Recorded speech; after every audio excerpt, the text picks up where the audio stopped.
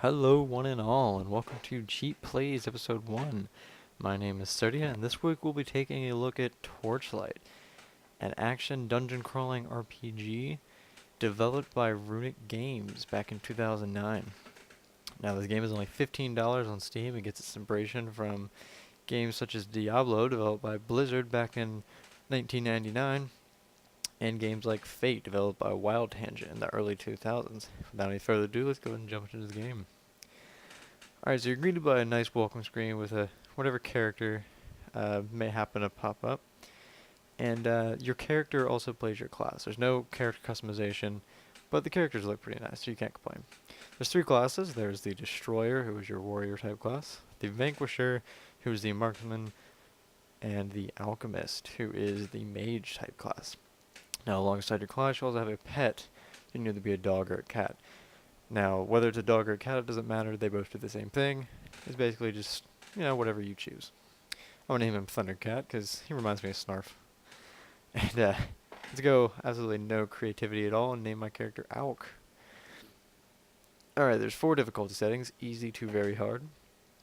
And there's also a hardcore mode that can be applied to any of the 4 difficulty settings. And that just simply makes it so when you die, that is it. You completely start the game over. Which, for you hardcore dungeon crawlers out there, that should be quite a challenge. When you start the game, you're greeted by the character's bio, which I'm not going to read. You can read that for yourself. But, just like the game's name, you start in the town of Torchlight. And you're greeted by a quest from the wizard, where you have to get the gleaming ember from the first floor of the dungeon. And just like Diablo and Fate, there is a extremely large dungeon near the town. Now we go ahead over here and start the quest and help this guy out. And as you can tell, at the bottom, the red and blue pools indicate your HP and mana. There's also your skill bar and hotkeys down at the bottom. Now each character has their own basic attack, which doesn't require any mana, and they also have skill points, which are skills that require skill points to distribute and require mana to use. Now, like I said earlier, you can have a dog or a cat who can do multiple things for you. He can carry items back to your storage for you. He can fight various enemies for you. And he can also turn into different creatures if you give him the certain types of items. And as you can see, this is the first floor of the dungeon. I'm going to go ahead and try to finish our quest here. And you can see there I picked up a magical item. Now what those do is you can identify them and they will get various attributes. Similar to if you ever played MapleStory, the identification system in there. Now, if you ever played Diablo or Borderlands or Fate, you should be familiar with a loot system.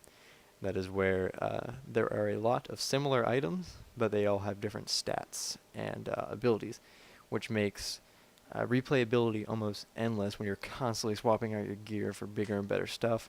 It makes a sense of progression and replay value very, very high. Now, as you can see, there's the inventory, and the user interface in this game is very smooth, and I was very impressed by it.